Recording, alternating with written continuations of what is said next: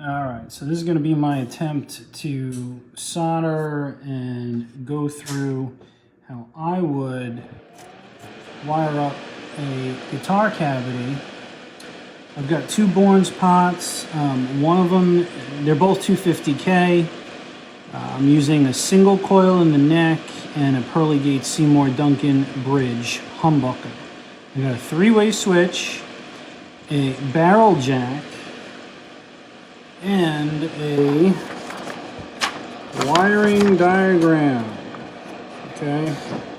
No, I don't remember how to do this by heart. I always refer to a wiring diagram.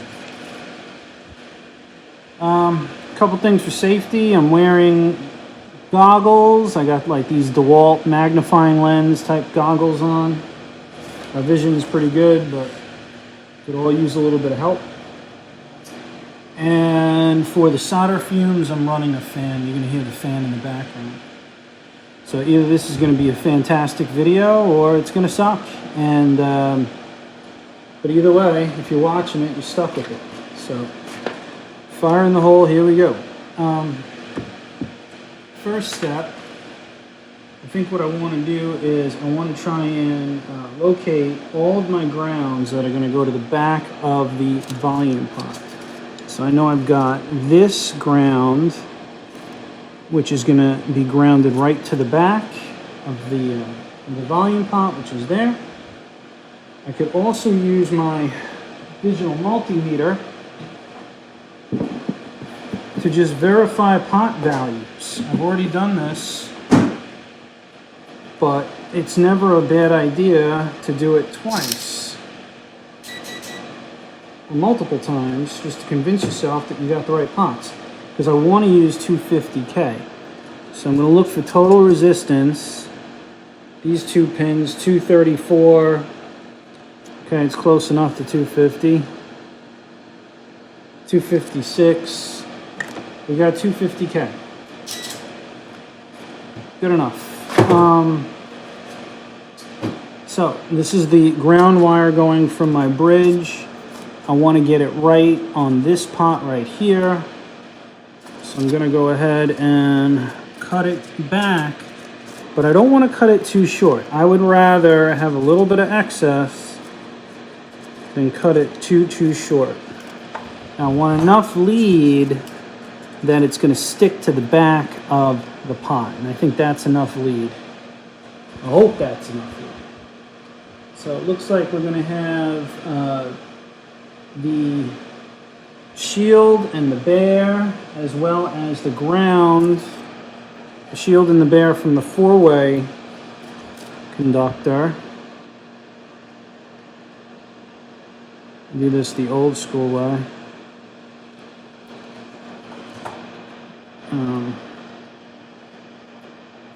I'm sure they make newfangled tools that can do that easier, but it's worked out for me. I have a feeling it's going to be the red and the white that go together. And it is. The green, let's see, green, I think it's the black that's the hot, and it is the green and the bear that are both grounds. So, I feel like I haven't given myself enough on this. So I can go back and just sort of choke up on it a little bit. And do that. Now I got even more. Alright. So step one could be really putting the red and the white together. Good gravy. There we go. Now this is 24 gauge wire. I hate 24 gauge wire. Always have, because it's just so freaking thin. Oh, it's not even. It's like 26, sorry. It's like 26 gauge, which is even worse. But that's what Seymour Duncan and DiMarzio use. They're the two biggest ones out there. Unless you're a cork sniffing, bare knuckles, Lawler, Lambertones type of guy, which their stuff is awesome. Just I can't afford it, so I don't use it. And I really like some of the Seymour Duncan stuff, and it's reasonable. Okay, so I'm using my soldering iron. I like to hold the wire with 2 fingers. I'm going to feed the solder up. I've already twisted these together. Get a little solder on there. And then just solder them together. Okay, and that's just enough to get them together where they're not going to come apart. It's a good solder joint. And what I'll probably do is use some heat shrink tubing over the top and then heat shrink it, and I got a heat shrink gun or heat gun. It is the green and the bare that go together. And on this one, I'm going to choke up the green a little bit more, meaning having more lead or center conductor exposed. Oh, your mother's a goat. Let's see. There it is. That's way better. And you want to make sure, like when something like that happens, where you didn't get all the jacket off of the wire, that what you don't do is that you didn't break the wire and lose a whole bunch of the strings. Because if you did, then you're going to have to do it over again. Okay, so now green and bare are twisted together. And I'm going to use the same technique that I did before, where I hold the solder with 2 fingers, hold the wire with 2 fingers, all in the same hand, left hand, because I'm righty. Right hand is working the soldering iron. I'm going to prep a little solder on there, heat from the back, and then just watch it sweat right in. Okay? Because I want to get those 2 together. Now that's a solid joint. Okay. So there's that. Again, what am I prepping? I'm trying to prep all of my ground wires. And the black for Seymour Duncan is that north start. I don't know why they do that. North start, north finish. Could care less. The black is the hot. Okay? Now, because I'm not doing any kind of push-pull pot configurations, I'm not coil splitting, it's just straight up humbucker. Okay. So let's figure out what's next. Off of the back of the volume pot, I'm going to have all of my grounds. And I'm going to have a ground that goes from the volume pot to the tone pot. Basically, all of my grounds, I'm going to try and terminate on this volume pot. So, I think what I'm going to do now is I'm going to do a ground for the switch. Which I got some wire on my spool. So it is a nice idea, if you can, to color code wire. So for ground, I like to use black as ground. You know what? Screw it. We use green as ground, because it looks like black is hot for the pickups.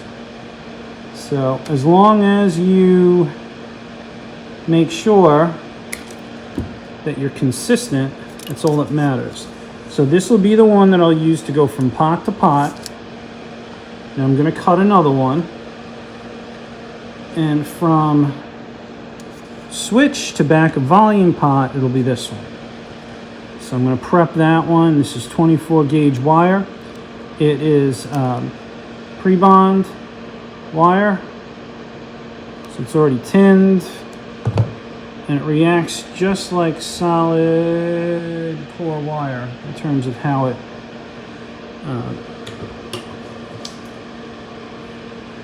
bends and its properties for fitting into tight areas and staying together. You don't want it to fray. Okay, so that's one side on the back of the switch. That's your ground on the back of the switch. Let's go ahead and fire in the hole, get that hot. Again, I like to get a little solder on there. Heat from the back side, feed from the top side. Okay? The basic premise is that you're heating from one side and pushing solder from the other. It's almost like if you're sweating copper pipe. Same kind of idea. Okay, and I want to get into this vicinity right here. I'm going to try and stage things, use the wire to my advantage to get things to begin to get over to where I want them to be. Let's see here.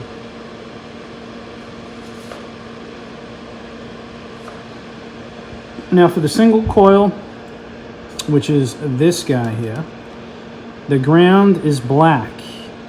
It's not the white. Okay, the ground is black. This is this push back wire. There's nothing special about this wire as far as I'm concerned. Is it good wire? Yeah.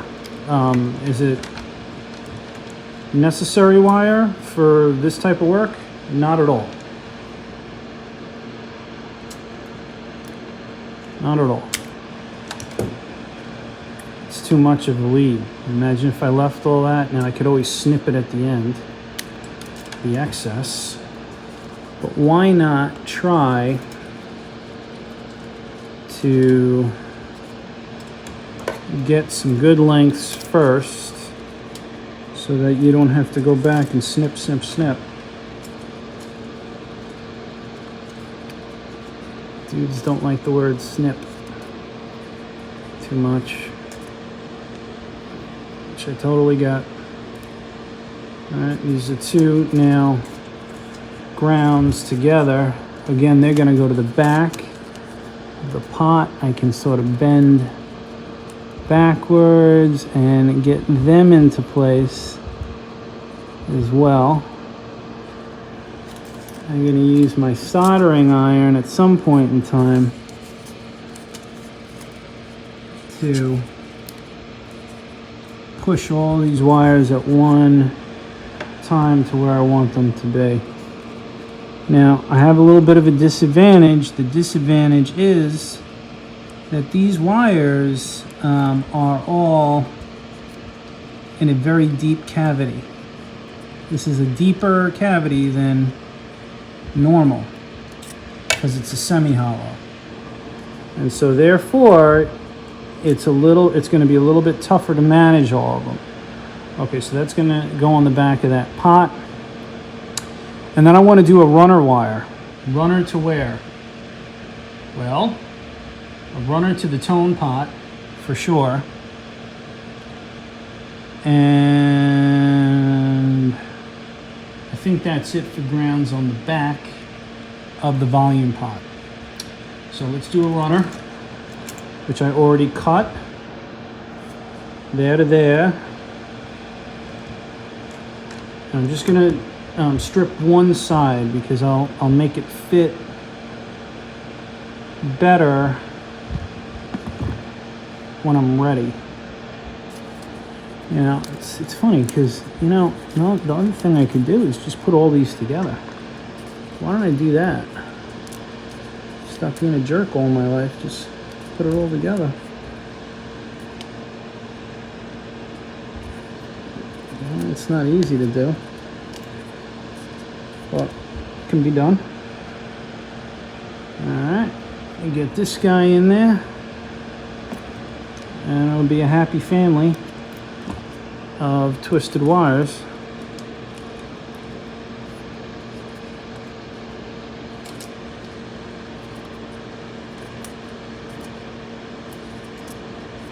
Alright, and that's my game of wire twister. So now, what do I do? Well, I want to get them all in place. Alright, So I can hold a little pressure on the pot, kind of bend the wires, try and use the flexibility and the, just trying to use everything to my advantage. Okay, so you want to have a screwdriver ready. Ooh, I hope that's in the shot. What the screwdriver is going to do is, once you flow your solder in, and you're going to see it sort of disperse on the back of the pot, then you're going to take your screwdriver and you're just going to gently push, so that when you take the heat off, the wires will stay where they're at and they won't pop back off. So I always have my screwdriver ready. I want to have plenty of solder ready. I use Kester solder, by the way. It's the best stuff on the market. You could buy the crappy stuff, but you're going to get crappy results. Good solder does make a big difference. Okay, here we go. So I'm going to hold down with the soldering iron. You see the soldering iron holding down. I'm going to add just a little bit of solder. And I'm just going to hold for a little bit because I want it to get hot. And now I'm going to start gently adding solder to the pot.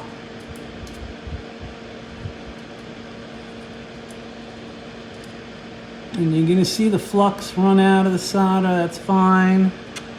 And all of a sudden you're going to see it start to spread on the back of the pot. And I'm getting that spread right now. Just a little bit more. Good. Grab my screwdriver. Hold. Let go. And that's it. That is all the grounds that I wanted to the back of the pot. The only thing I didn't do is this one lug, which I'm just going to solder that bad boy on, and then we can call it a day for what's going on in the back of the pot. I think people struggle with that the most. I can understand why. It's not easy. Not hard, but it ain't easy either. It's somewhere in the middle. And I'm going to get my solder in a good place. I'm going to watch it disperse. And then I'm going to take the heat off. And there we go. Now, how do we check a ground? Well, that's a good question that I just asked myself. You can use a continuity tester. Ooh. Here's my digital multimeter. And let's see if we get some continuity from shield to ground. Oh, check that out. There to there. Let's check this out. Let's check all these wires out. Okay. Continuity all around. And also to the shield, to the copper tape. Okay. Now, where do we not want continuity? Active lugs, where leads are going to go. This is another good thing to check before you keep going, is making sure that things that are not supposed to be grounded, that's the shield to the input jack, that's supposed to be grounded. But this is a ring, and the middle center conductor is the hot. And you can see that that's not making any kind of connection. So I think this is the hardest. That really, to me, is the hardest part, is the back of the volume pot. You know, everything else is pretty straightforward. Oh, and look what I did as a dork. What did I forget? I forgot the green and the bear together, right? So what do? Do we freak out? No. Let's fix it. We come over. We position it in. You know what? And I don't like that. I want to get a little bit more freedom out of this. Just a little bit more. Good. Just a little bit more out of this.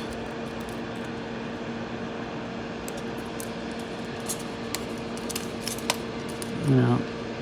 And these two are going together, and then that one's going to the switch. Fine. Let's bend it back so it stays out of my way. And I want to get that in there like that. Okay. Now, there is the bare wire that doesn't have a jacket on it. So what I can do to protect this from touching anything is I can go ahead and grab some heat shrink and just heat shrink those two wires together. Matter of fact, that's exactly what I'm going to do.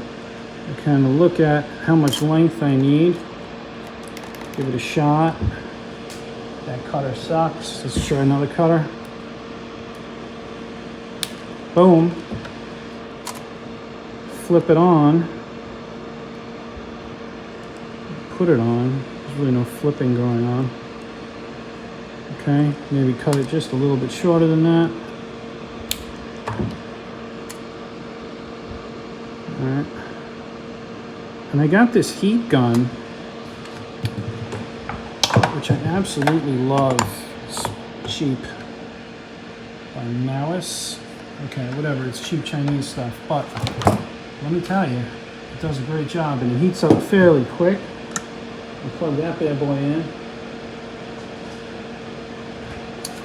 And I like this tip because it sort of focuses the heat to where it needs to be.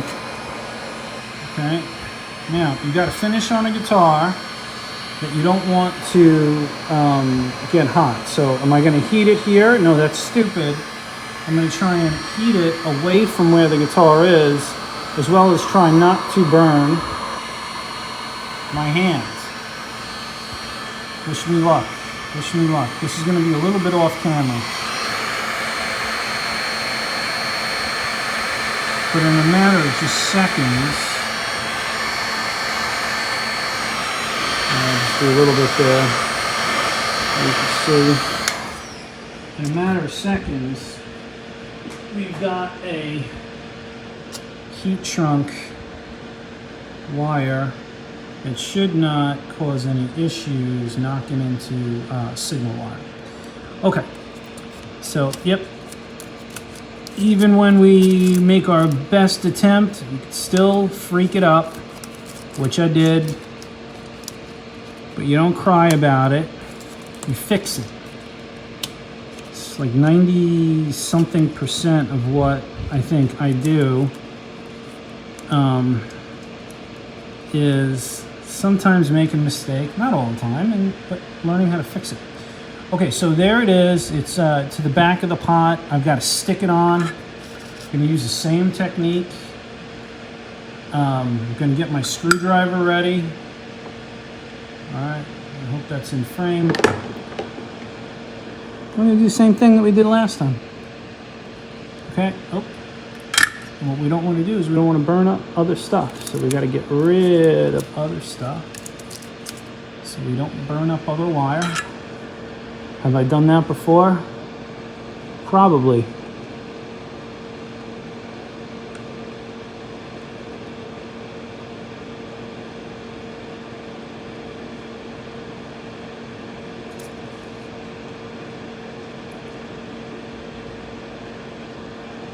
Okay, I'm going to kind of wait until that heats up and starts spreading. It is now spreading. It's now spreading. Now it's spreading to the other wires. Spreading to the other wires. It's definitely spread to the back of the pot. Looking good. Press, hold. Press, hold. And I'm done. Okay, I am done. Same thing. Now let's just verify that we've got continuity with the shield still. And continuity with each other. Continuity with the shield. Continuity with the shield. continuity all the way around, okay? We're good. Shield of the input jack. Okay, I've got two wires, these two wires, which I could have cut shorter if I wanted to, the red and the white, and then just gone ahead and heat shrunk. I'm going to heat shrink it anyway, and then I think I'll just probably zip tie and have about that much wire in the cavity. That's fine. I've got my black wire exposed. That's going to go on one side of the switch, and then the other side of the switch will be the single coil hot. In the middle of the pickup selector, the middle lug is going to go to the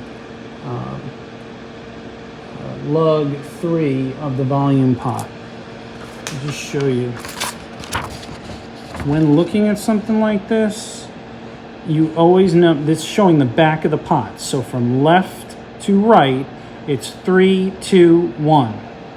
1 typically always goes to ground. 2 is your wiper, and 3 is typically where your lines are going to.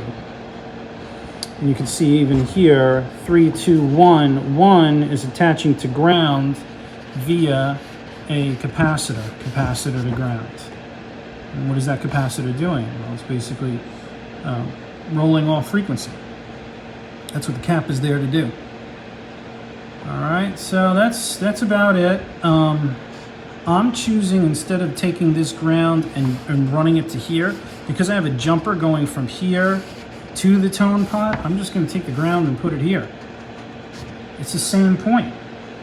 So you're not going to have any issues there. I think that's about as much as I want to show. This is a long video, so hopefully it helps somebody. Okay, this is the final video. I'm just showing the final product. I chose red for all my signal wiring and green for all of my ground wiring. I got a .022 microfarad cap on the tone pot. And that's it. That's a full wiring job. I do like to leave a little bit of wire lead on the humbucker as well as the single coil. And the reason why is, let's say I want to swap this pickup out and maybe I want to put something else in. Well, I'm probably going to want to sell the one that's in there. And so if you cut the lead too short, then you have to extend wire, and I hate having to extend wire. That's the first reason. The second reason is the red and the white wire that go together. If I wanted to do coil splitting at some point in time, if I wanted to add that feature, if I cut it really short, then it becomes a problem. And yet again, I'm gonna have to extend wire, which extending wire is not a great idea if you can avoid having to do it. So there you go. That's a full wiring job, all done. Yeah. And again, you know, it's just, you can see for reference what it's in. It's in this tipped-in best gun vise, and it brings it right up to eye level. I did have to kind of